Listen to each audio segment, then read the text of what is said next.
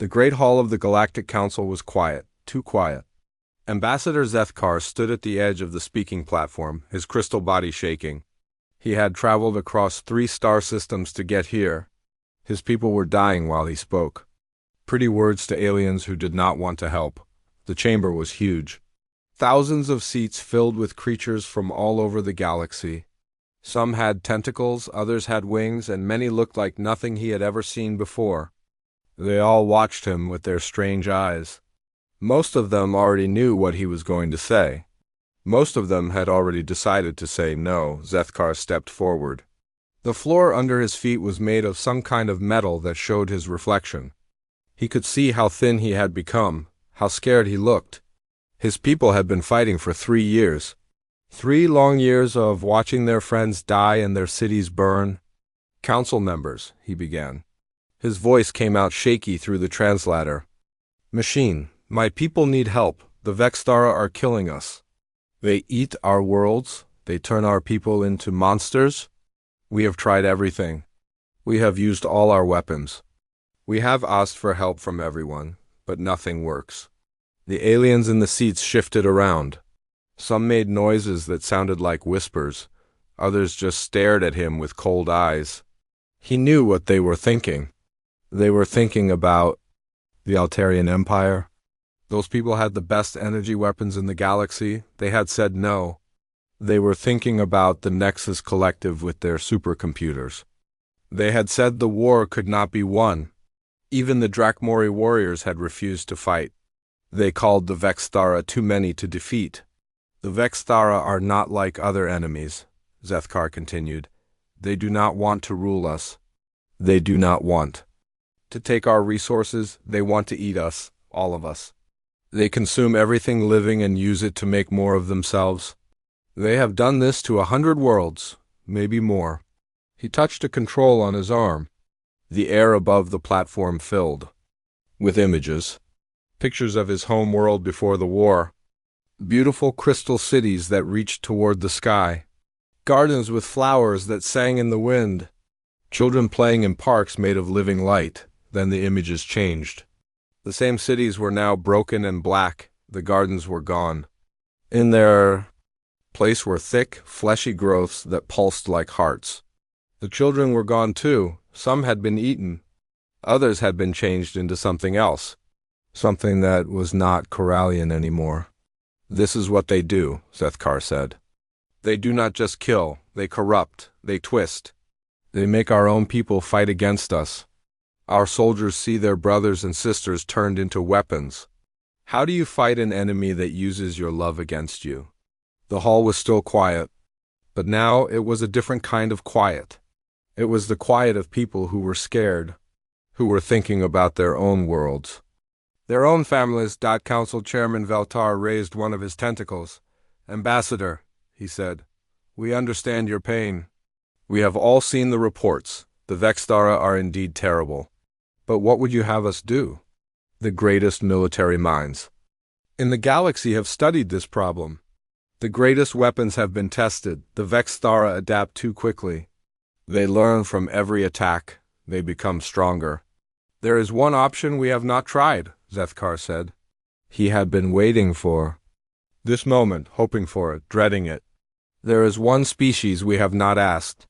The chairman's tentacles curled in a way that showed he was annoyed. Speak plainly, Ambassador. The humans of Earth. The reaction was immediate. Aliens throughout the hall began making noises. Some sounded shocked. Others sounded disgusted. A few even sounded scared. The chairman's tentacles went very still. The humans, said Veltar. Those primitive creatures who have barely left their own solar system, who still fight wars against their own kind, who destroy their own planet for metal and fuel. Yes, Zethkar said. Those humans. They are violent, said someone from the back of the hall. They kill each other over skin color and invisible lines on maps. They are wasteful, said another voice. They use up everything and then look for more. They are chaotic, added a third. They have no order, no discipline, no honor. Zethkar listened to all of it. He had heard it before. Every species in the galaxy said the same things about humans. They were primitive, they were violent, they were dangerous. And that was exactly why he was here. You are right, he said. They are all of those things, but they are also something else. They are survivors. They crawled out of caves and built cities. They learned to fly when they had no wings. They split the atom when they barely understood fire. They do not give up, ever. The chairman's tentacles moved in what might have been laughter. And you? Think these qualities would help against the Vexthara? I think, Zethkar said, that the Vexthara have never faced anything like humans. Every species they have fought has been civilized. We all follow rules. We all try to minimize damage. We all try to preserve what we can. The humans do not think like that. He touched his arm control again. New images appeared. These were from human history, pictures of their wars, their cities after bombing, their soldiers in terrible conditions, their people surviving things that should have killed them. Look at their history, Zethkar said. They have been at war for thousands of years, not just with others but with their own planet. They live on a world that tries to kill them every day, storms that can level cities, diseases that can kill. Millions, animals that hunt them for food, and they not only survive, they thrive. The images kept changing. Humans in spacesuits working in the vacuum of space. Humans in deep ocean suits walking on the bottom of their seas. Humans in special suits walking through areas so radioactive that most species would die instantly. They do not just adapt, Zethkar continued. They make their environment adapt to them. When their world became too small, they left it. When their resources ran low, they found new ones. When their enemies became too strong, they became stronger. All of this is true, said the chairman. But it does not change the fact that they are a Type 0.7 civilization. They do not have the technology to fight the Vexthara. They do not even have faster-than-light travel. We can give them technology, Zethkar said. We can give them ships and weapons and anything else they need. But we cannot give them what they already have. We cannot give them the willingness to do whatever it takes to win. The hall was quiet again. But now the aliens were thinking, really thinking, about the reports they had read, about the battles they had lost, about the Vexthara growing stronger every day. The humans fight dirty, said a voice from the middle of the hall. They do not follow the rules of war. Good, said Zethkar. The Vexthara do not follow rules either. They would probably try to study the Vexthara, said another voice. Try to understand them, try to find weaknesses. Also good, said Zethkar. We have been too afraid to get close enough to learn anything useful. They might not come, said a third voice. Why would they care about aliens they have never met? Zethkar's crystal body began to glow brighter. Because they are human. Because when someone asks for help, they help. Even if it means dying. Even if it means becoming monsters themselves. They will come because that is what they do. The chairman looked around the hall. He could see the fear in every face. The desperation, the hope. Very well, he said, we will vote. All in favor of contacting the humans of Earth? The vote was closer than Zethkar had hoped, but hope won over fear. Earth would receive the message. As the council session ended, Zethkar stood alone on the platform. He had gotten what he came for, but now he wondered if he had made a terrible mistake. The humans were coming, but what would they bring with them? What would they become when they saw the true horror of the Vexthara? He would find out soon enough. The message was already being prepared. Soon the most dangerous species in the galaxy would know that someone needed their help, and knowing humans, they would answer. The message from the Galactic Council reached Earth on a Tuesday morning. It came through the Deep Space Monitoring Station in Antarctica, where Dr. Susan Mills was drinking her third cup of coffee and watching the endless stream of data from distant stars. At first, she thought it was a joke. The signal was too clean, too organized to be natural, but it was also too complex to be human-made. The mathematical patterns were beautiful and strange, like music written by someone who had never heard music before. Hey, come look at this. She called to her partner, Dr. Kevin Barnes. He was a specialist in xenobiology, which meant he studied life that might exist on other worlds. Until that morning, it had been a job based mostly on guesswork, and Hope. Barnes looked at the data on her screen. His coffee mug slipped from his hand and shattered on the floor. "Susan," he said in a voice that was barely a whisper, "we need to call the Pentagon right now." 6 hours later, General Patricia Kane was sitting in a room deep under the Pentagon, looking at the translated message. She had been in the military for 30 years. She had seen combat in 3 different wars. She had been shot, blown up, and left for dead twice. But nothing had prepared her for this. The message was simple and terrible. Aliens existed, they were dying, they wanted help. And they had specifically asked for humans.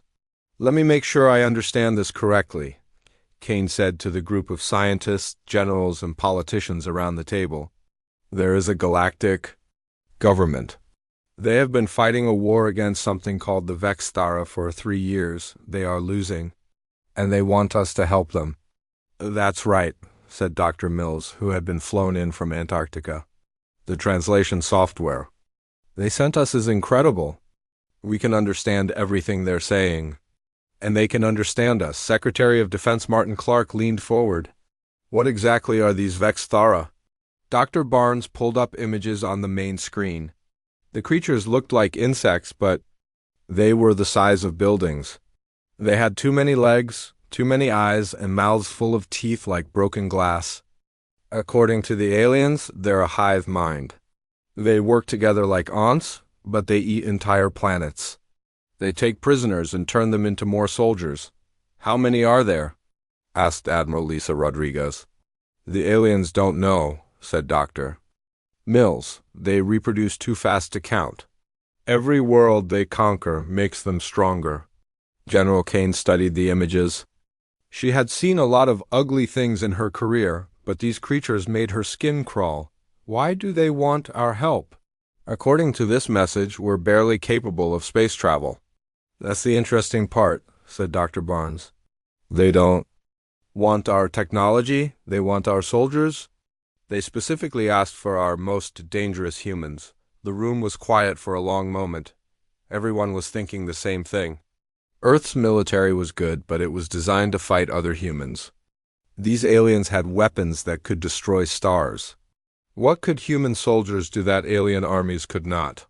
"They're desperate," said Kane finally. "They wouldn't ask for our help unless they had no other choice." Which means this is either a trap, or they really think we can do something their advanced civilizations cannot. "What do you think we should do?" asked Secretary Clark. Kane looked around the table. "These people would make the decision, but she would have to live with the consequences. I think we should find out what makes us so dangerous." The next week was a blur of activity. Every military base on Earth received new orders. Every Special Forces unit was put on alert. Psychologists and sociologists were brought in to analyze what made human soldiers different from alien ones. The answer, when it came, was both simple and terrifying. Dr. Rachel Green, a military psychologist, presented her findings to the Joint Chiefs of Staff. "We've studied the alien military reports," she said. "Every species in the galaxy fights the same way. They use advanced technology, careful planning, and minimal casualties. They try to preserve infrastructure and minimize civilian deaths. They follow what they call the rules of civilized warfare." "And humans?" asked General Kane. "Humans," said Dr. Green, "don't follow those rules. We never have. When we're threatened, we become something else. We stop thinking about tomorrow and focus only on survival. We use everything as a weapon. We sacrifice anything to win." She pulled up historical examples. Human soldiers in impossible situations who had kept fighting when any rational person would have surrendered. Battles where humans had won against overwhelming odds by doing things that seemed insane. Wars where entire cities had been destroyed rather than captured. "The aliens see this as primitive," Dr. Green continued. "They think we're violent and chaotic. But what they don't understand is that this is our greatest strength. We're not just willing to die for our cause, we're willing to become monsters. The room was quiet as everyone absorbed this information. It was not a comfortable truth. General Kane broke the silence. So they want us to be monsters. They want us to be what we've always been, said Dr. Green. Survivors, predators, the species that climbed to the top of the food chain on a world that tried to kill us every day. The selection process for the mission began immediately. They needed people who could adapt to alien environments, work with alien technology, and face horrors that had driven advanced civilizations to despair.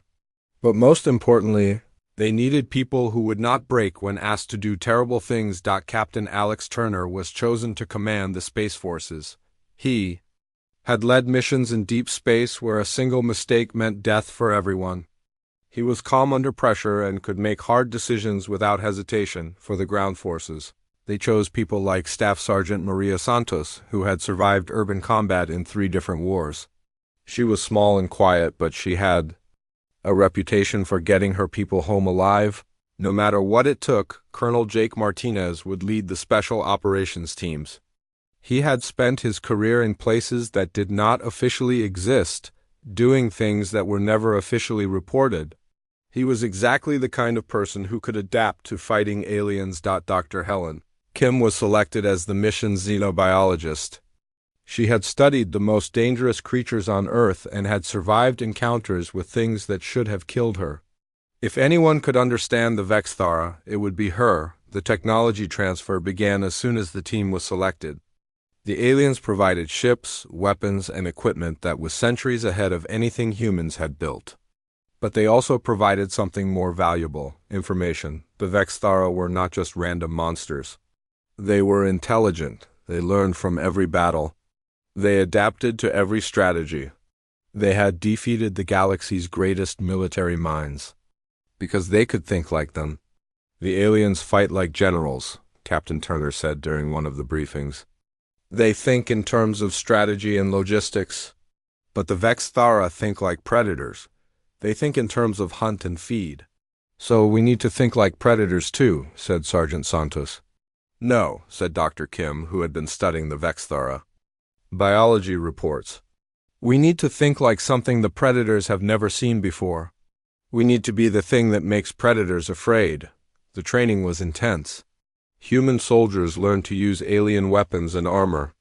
They studied alien environments and learned to survive in conditions that would kill most Earth creatures. But most importantly, they learned to think like humans in a galaxy that had forgotten what that meant. Remember, General Kane told them during the final briefing, you're not just representing Earth, you're representing the idea that sometimes, to save what you love, you have to become what you fear. The galaxy is about to learn why humans are the most dangerous species in the universe. The ship was ready. The team was ready. The aliens were waiting. As Captain Turner looked out at the stars, he wondered what they would become out there. What would happen to them when they faced the Vexthara? Would they still be human when they came back? He supposed they would find out soon enough. The mission was launching in 3 days. Earth was about to send its most dangerous gift to the galaxy, and a galaxy would never be the same. The USS Defiance dropped out of hyperspace at the edge of the Corallian system, and Captain Alex Turner immediately knew they were in hell. The space around them was filled with things that should not exist. Bioships that looked like giant insects moved through the void, their hulls pulsing with veins and organs. They flowed like a living sea of nightmares. Jesus Christ, whispered Lieutenant Sam Davis from the sensor station. Sir, I'm counting over 50,000 contacts. They're everywhere. Turner stood on the bridge, his hands clasped behind his back. He had seen war before, but this was different. This was not 2 armies fighting over territory. This was one species trying to survive while another species tried to eat them alive. Size comparison? He asked.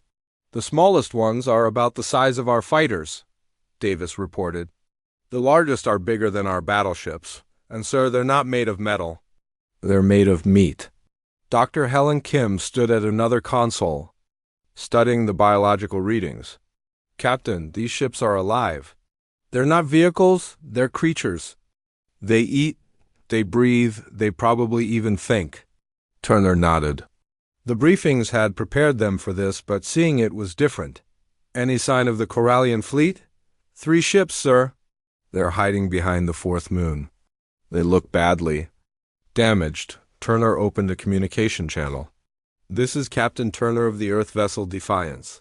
We are responding to your request for assistance. The reply came in a voice that sounded like crystal wind chimes. Captain Turner, this is Commander Velthic of the Corallian Defense Force. We are honored by your presence, but I must warn you. The Vexthara have taken the entire inner system. We estimate their forces at numbers beyond counting. We see them, Turner said. What's the tactical situation? There is no tactical situation, Velthic replied. We are simply trying to survive until evacuation ships arrive. The Vexthara do not negotiate. They do not retreat. They consume everything in their path. Turner looked at his crew. These were good people, experienced soldiers. But they were about to face something that had broken the spirits of advanced civilizations. Commander Velthic, we're going to need you to show us the surface situation. We have ground teams ready to deploy. Captain, with respect, the surface is lost. The Vexthara have been there for 2 months. They have transformed our cities into breeding grounds. Any team you send down will be consumed within hours. Maybe, Turner said. But we didn't come here to hide behind a moon. We came here to fight. 2 hours later, Staff Sergeant Maria Santos found herself in the cargo bay of a transport shuttle, looking at the faces of her squad. These were some of the toughest people she had ever known, but they all looked nervous. She could not blame them. Listen up, she said. We're going into a situation that no human has ever faced before. We're fighting enemies that defeated every major power in the galaxy. The odds are against us. The environment is hostile. The enemy is smarter than we are, and there are more of them than we can count. She paused and looked each of them in the eye. But we have something they don't have. We have 5 billion years of evolution that taught us to survive on a world that tried to kill us every single day. We have the ability to adapt, to improvise, and to do whatever it takes to win. The galaxy is about to learn why humans are the most dangerous species in the universe. Corporal Ben Wright raised his hand. Sergeant, what if we can't win? Santos smiled, but it was not a nice smile. Then we make sure they remember us. We make sure they know they were in a fight. We make sure that when the next species faces these things, they know that humans don't give up. The shuttle landed in what had once been a beautiful city. Now, it was a nightmare. The buildings were covered in thick, fleshy growths that pulsed with alien life. The streets were filled with organic matter that moved and writhed like it was alive. The air smelled like decay and something else, something that made their primitive brains scream danger. Stay close, Santos whispered into her radio. Watch for movement. These things can mimic almost anything. They moved through the ruins like ghosts. Using tactics that had been developed in the urban warfare of Earth, they avoided the main streets, moved through buildings instead of around them, and left no trail that could be followed. The first contact came when they were checking a building that had once been a school. Corporal Wright was checking the upper floors when he saw something that made him freeze. Children's drawings were still on the walls, but they were covered in the same organic growth that covered everything else. And in the center of the room, something that might have once been a teacher was hanging from the ceiling, wrapped in a cocoon of alien flesh. Sergeant, he whispered into his radio, I think I found what happens to the prisoners. Before Santos could respond, the cocoon burst open. The thing that came out was no longer Corallian. It had too many arms, too many eyes, and a mouth full of teeth that were designed for tearing flesh. It moved with impossible speed, reaching for Wright with claws that could cut through metal. Wright did not think. He did not hesitate. He pulled the trigger on his weapon and kept pulling until the magazine was empty. The alien hybrid fell to the floor, its body torn apart by bullets designed to kill humans. Contact! Santos shouted into her radio. All units, we have contact. The building erupted in chaos. More cocoons were bursting open, more hybrid creatures were emerging. They moved like animals, but they thought like soldiers. They tried to flank the humans, to cut off their escape routes, to trap them in the building. It was exactly the wrong thing to do. Human soldiers had been fighting in buildings for centuries. They knew every trick, every tactic, every way to turn a structure into a weapon. Santos led her team through the building like she owned it, using doorways as choke points, stairs as killing fields, and windows as escape routes. But the real difference was not in their tactics. It was in their attitude. The aliens had tried to fight the Vexthara with honor and dignity. They had tried to preserve their cities and protect their civilians. They had tried to be civilized. The humans had no such concerns. When Wright found a gas line, he opened it and threw a grenade. When Private Lisa Chun found a structural support beam, she planted explosives. When the building started to collapse, they did not try to save it.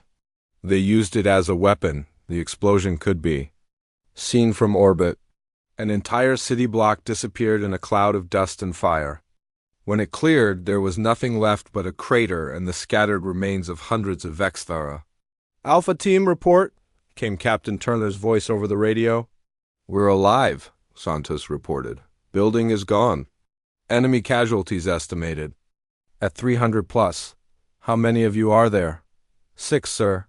There was a long pause. 6 humans just took out 300 Vexthara. "Roger that, sir. We're moving to the next objective." On the USS Defiance, Captain Turner looked at the tactical display. The ground teams were small dots of light moving through a sea of red enemy contacts. They should have been overwhelmed in minutes. Instead, they were cutting through the Vexthara like a hot knife through butter. "Sir," reported Lieutenant Davis, "I'm getting readings from the surface that don't make sense. The Vexthara are beginning to pull back from several sectors." "Pull back?" Turner said. "The briefing said they never retreat." Dr. Kim was studying the biological readings from the surface. "Captain, I think they're learning. They're adapting to our tactics faster than expected. But they're also showing something else, something the other species never reported." "What? Fear? They're afraid of us?" Turner smiled. It was the first time he had smiled since arriving in the system. "Good. Fear is a weapon we know how to use."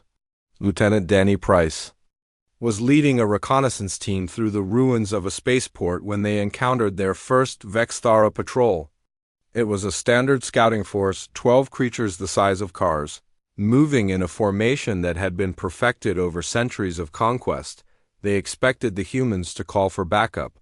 They expected them to retreat to defensive positions. They expected them to follow the standard protocols that every civilized species used when facing superior numbers. Instead, Price did something unprecedented. He attacked. The assault was brutal, chaotic, and completely insane. The humans used improvised explosives made from civilian materials. They used the unstable terrain as cover. They used tactics that bordered on suicidal. They turned what should have been a routine patrol into a bloodbath. When the smoke cleared, 12 Vexthara were dead and 6 humans were still alive. It should have been impossible, but the humans had done something that no other species had ever done. They had made the Vexthara afraid. Word of the engagement spread through the hive mind like wildfire. The creatures that had conquered 100 worlds were suddenly facing an enemy that did not fight like anything they had ever encountered. An enemy that seemed to thrive on chaos and destruction. For the first time in their existence, the Vexthara began to question whether they were truly the ultimate predators in the galaxy. 3 weeks into the campaign, the Galactic Council received their first detailed report from the human forces. Ambassador Zethkar stood before the assembled representatives, his crystal body glowing brighter than anyone had seen it in months. For the first time since the war began, he brought good news. "Council members," he began, his voice steady and strong, "the humans have achieved what we thought was impossible. They have stopped the Vexthara advance. More than that, they have begun to push them back." The chamber erupted in surprised voices and mechanical sounds from the various species. Council Chairman Veltar raised his tentacles for silence. "Explain." he said simply. Zethkar activated the holographic display. It showed the Corellian system, but now it looked different. Areas that had been solid red 3 weeks ago were now marked in blue. Human-controlled territory. In 21 standard days, the humans have reclaimed 40% of our occupied worlds.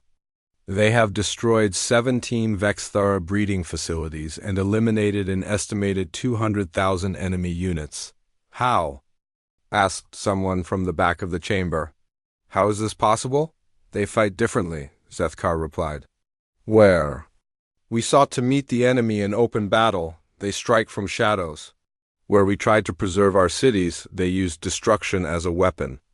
Where we followed the rules of civilized warfare, they make their own rules. The display changed to show battlefield reports. The images were difficult to watch, even for species that had seen war. Sergeant Linda Bell had led a team that collapsed. An entire mountain range, burying 50,000 Vexthara in an avalanche of rock and metal. The destruction was total, but it had eliminated a major enemy stronghold in one move. They are willing to sacrifice anything to win, Zethkar continued. One of their leaders, Commander Rick Foster, captured 3 Vexthara bioships and reprogrammed them. He turned them against their own forces. The psychological impact was devastating. Another image showed the aftermath of Dr. Helen Kim's biological weapon. She had created a compound that disrupted the Vexthara-S chemical communication system. Entire hive clusters had turned on each other in confusion, unable to tell friend from enemy. But perhaps most disturbing, Zethkar said, is their psychological warfare. They leave messages at battle sites. Messages that translate roughly to, "You are prey nows." They have weaponized fear itself.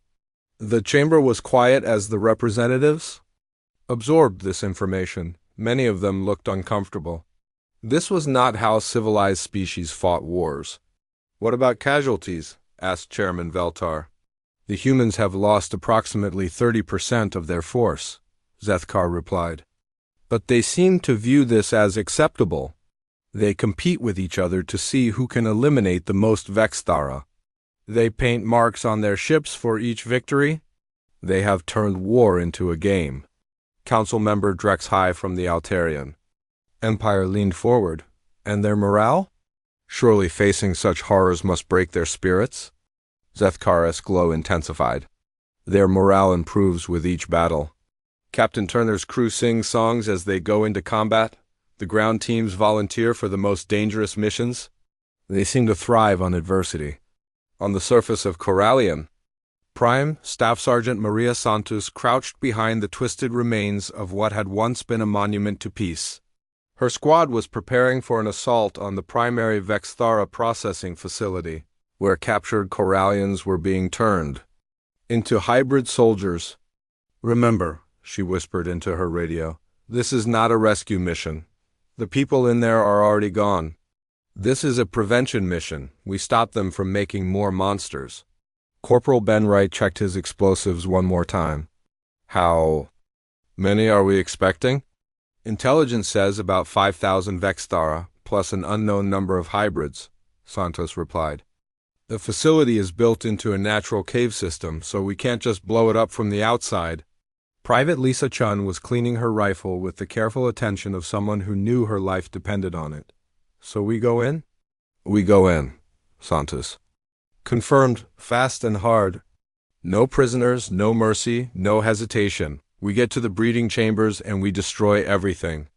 The assault began at dawn. Santos led her team through ventilation shafts that had been designed for Corellian physiology, not human. They moved like ghosts through the facility, using silence and stealth to avoid detection. But when they reached the breeding chambers, stealth became impossible. The rooms were filled with horrors that would haunt their dreams forever. Corellian civilians suspended in organic pods, their bodies being slowly transformed into weapons. Children who were being grown into living artillery.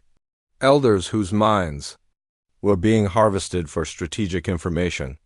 Light it up, Santos said, and her team opened fire. The battle that followed was unlike anything in recorded galactic history. The humans fought with a fury that bordered on madness. They used captured Vexthara weapons against their creators. They turned the facility's own biological systems into weapons. They showed no fear, no mercy, and no hesitation. When Santos found a chamber full of Vexthara eggs, she did not hesitate. She planted every explosive she had and triggered them manually, knowing the blast would likely kill her. She survived, but barely. When Wright discovered a Vexthara queen in the deepest chamber, he did not call for backup. He attacked alone, using improvised weapons and tactics that no military manual had ever described. He killed the queen with a knife made from scrap metal and his own determination. When Chun found herself surrounded by a dozen hybrid creatures, she did something unprecedented. She laughed. Then she triggered a grenade and used her own body as a shield to protect her teammates from the blast. She lived, but her actions became legend among human forces. The facility was destroyed. 5,000 Vexthara were eliminated. The breeding operation was ended. And 6 humans walked out alive, carrying the data they had gathered about Vexthara reproduction and command structure. Colonel Paul Hayes was leading the assault on the main Vexthara command center when he received the report from Santos' team. The intelligence they had gathered changed everything. The Vexthara were not invincible, they had weaknesses. And humans had found them. All units, he broadcast on the general frequency, we have confirmed intelligence on enemy command structure. The queens are not just leaders, they are the primary processing centers for the hive mind. Take out the queens, and the drones become confused and disorganized. The information spread through the human forces like wildfire. Within hours, every team was targeting Queen-class Vexthara. The results were immediate and dramatic. Captain Turner watched from the bridge of the USS Defiance as Vexthara formations across the system began to break apart. Without Queen-level coordination, the creatures that had seemed unstoppable were suddenly vulnerable. "Sir," reported Lieutenant Davis, "enemy formations are dissolving. They're attacking each other in some sectors." Dr. Kim was analyzing the biological data from the surface teams. "Captain, I think we found their primary weakness. The hive mind makes them strong, but it also makes them brittle. Remove the central nodes and the whole system collapses." Turner smiled grimly. "Then let's remove some nodes." The next phase of the campaign was unlike anything the galaxy had ever seen. Human forces working with new intelligence about Vexthara. Command Structure began a systematic campaign to eliminate Queen-class creatures. They used tactics that were brutal, effective, and completely alien to galactic military doctrine. Sergeant Tom Bradley led a team that tunneled under a Vexthara command post and detonated nuclear charges directly beneath it. The explosion was visible from space and eliminated a queen that had been coordinating attacks across 3 star systems. Lieutenant Sarah Miller commandeered a Vexthara bioship and flew it directly into another queen's chamber. Using the ship itself as a weapon, she ejected at the last second and somehow survived the crash. Commander Rick Foster developed a computer virus that could infect Vexthara biological systems. He used it to turn an entire Queen's Guard force against her, creating chaos that allowed human teams to infiltrate and destroy the command center. The psychological impact on the Vexthara was devastating. For the first time in their evolutionary history, they were facing an enemy that seemed to understand them better than they understood themselves. An enemy that could turn their greatest strengths into weaknesses, but more than that, they were facing an enemy that seemed to enjoy the fight. The humans sang songs in battle. They laughed at danger. They competed with each other to see who could be more creative in their destruction. The Vexthara had conquered civilizations that fought with honor, dignity, and restraint. They had never faced anything like humanity. And for the first time in millions of years, the galaxy's ultimate predators began to feel afraid. The end of the war came not with a great battle, but with a whisper that echoed across the galaxy. The Vexthara Prime Queen, the ancient mother of the entire hive mind, had been found deep inside an asteroid fortress that had drifted through space for 1,000,000 years. Every galactic civilization had tried to crack its defenses. All had failed. The humans had a different plan. Captain Alex Turner stood on the bridge of the USS Defiance. looking at the fortress through the main view screen. It was the size of a small moon, covered in organic armor that pulsed with alien life. Weapons that could destroy planets were built into its surface. It was surrounded by a defensive fleet of bioships that numbered in the tens of thousands. "Sir," reported Lieutenant Sam Davis, "we've received confirmation from the volunteer team. They're ready to launch." Turner nodded slowly. The plan was simple and terrible. A small stealth ship loaded with nuclear weapons would penetrate the fortress and detonate inside the Queen's chamber. The volunteers knew it was a one-way mission. They had volunteered anyway. "Give me a channel to the stealth ship," Turner said. "Channel open, sir. This is Captain Turner." "Final check, people. Are you sure about this?" The voice that came back belonged to Commander Lisa Park, a pilot who had survived 3 impossible missions already. "We're sure, Captain. This ends today. Tell our families we went out fighting." With her were 5 other volunteers: Sergeant Mike Chun, who had lost his entire squad to the Vexthara; Corporal Janet White, whose home city had been consumed in the first wave of attacks; Dr. Bob Green, who had studied the Vexthara long enough to hate them personally; Lieutenant Carl Smith, who had been wounded so badly he could barely walk, but refused to stay behind; and Private Amy Jones, the youngest member of the human force, who had volunteered because she wanted to make sure no other species would have to face what her people had faced. "It's been an honor serving with you all," Turner said. "Earth will remember." The stealth ship launched from the Defiance's cargo bay and disappeared into the void. It was small enough to avoid most sensors and fast enough to outrun pursuit. The humans had learned much about Vexthara technology in the past months. They had learned its weaknesses. The fortress's outer defenses were designed to stop large fleets and massive weapons. They were not designed to stop a single small ship filled with people who had nothing left to lose. Commander Park guided the ship through the asteroid field surrounding the fortress, using the floating rocks as cover. She had been flying for 20 years, but this was the most difficult navigation of her career.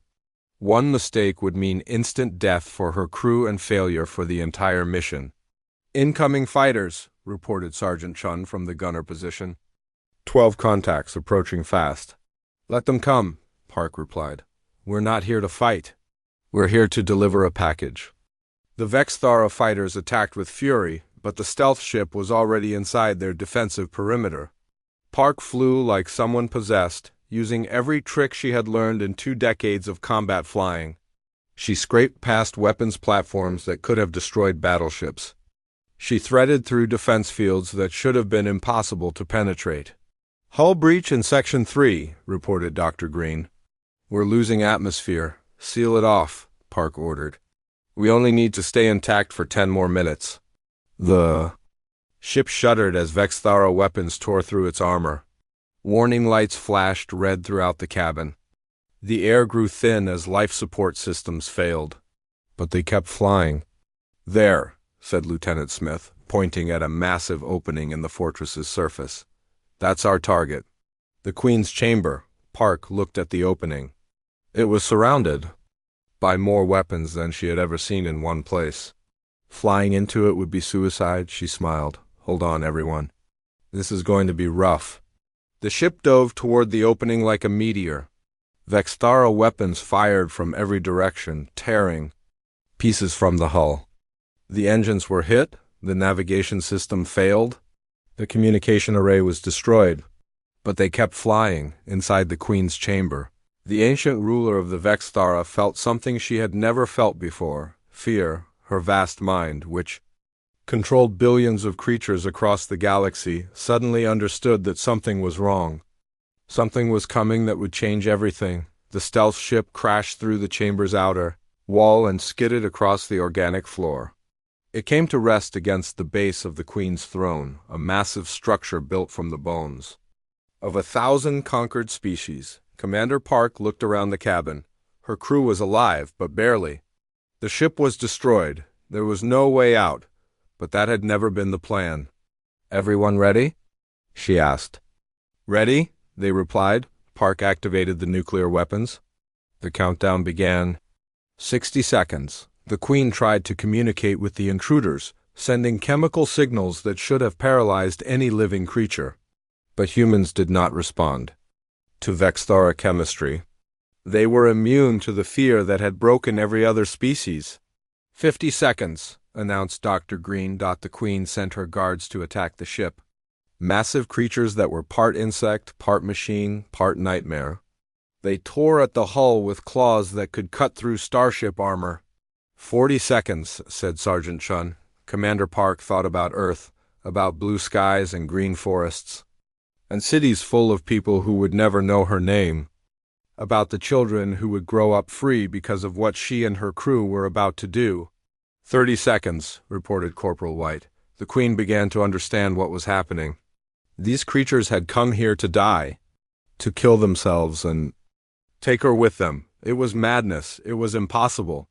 It was exactly what humans did when they were pushed too far. 20 seconds, said Lieutenant Smith, through the ship's broken viewports. They could see the Queen. She was beautiful in a terrible way, like a work of art made from nightmares. She was ancient beyond measure, intelligent beyond understanding, and powerful beyond imagination. She was also afraid. 10 seconds. Announced Private Jones. Commander Park closed her eyes and thought about her daughter back on Earth, a little girl who would grow up in a galaxy where humanity was respected, where humans were known not as primitive savages, but as the species that had done what no one else could do. 5 seconds, Dr. Green said quietly. 4, 3, 2, 1. The explosion could be seen from the edge of the solar system. The ancient fortress, which had survived for 1,000,000 years, became a brief new star in the void. The Queen, who had ruled the Vexthara since before most species had evolved intelligence, was gone in an instant. And with her death, the hive mind collapsed. Across the galaxy, Vexthara forces suddenly stopped moving. Without the Queen's guidance, they could not coordinate, they could not plan. They could not even remember why they were fighting. Some turned on each other. Others simply shut down. A few tried to surrender, though surrender was a concept they barely understood. The war was over. Captain Turner watched the explosion from the bridge of the Defiance. His ship shook from the shockwave but held together. Around him, his crew cheered and cried and hugged each other. They had won. Humanity had won. "Sir," reported Lieutenant Davis, "we're receiving surrender signals from Vexthara units throughout the system. They're requesting instructions." Turner looked out at the stars. 6 brave people had just given their lives to save the galaxy. The least he could do was honor their sacrifice. "Signal all units, except surrenders. Begin rescue operations for Corallian survivors and send a message to Earth. Tell them it's over." 3 months later, the Galactic Council convened a special session to formally welcome Earth into the galactic community. The ceremony was held on the Corallian homeworld, which was slowly being rebuilt with human help. Ambassador Zethkar stood at the podium, his crystal form reflecting the lights of 1,000 worlds. "The humans saved not just our species," he said, "but all species. They showed us that sometimes, to protect what we love, we must be willing to become what we fear." In the Earth delegation, General Patricia Kane sat quietly. She had received reports from the battlefield. She knew what her people had done out there, what they had become. The galaxy would never see humans the same way again. They were no longer the primitive species on the edge of known space. They were the ones you called when the monsters needed to be stopped.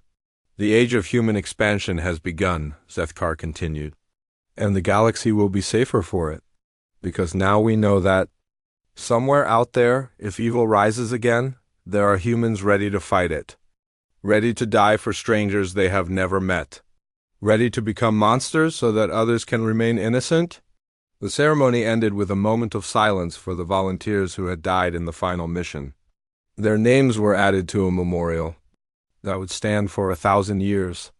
Commander Lisa Park, Sergeant Mike Chun, Corporal Janet White, Dr. Bob Green, Lieutenant Carl Smith, Private Amy Jones. They had asked for Earth's most dangerous humans. Earth had sent them, and the galaxy would never be the same. But in the quiet moments after the speeches, as diplomats and leaders shook hands and made promises of friendship, Everyone was thinking the same thing. Humanity had saved them this time. But humanity had also shown them what they were capable of when pushed too far.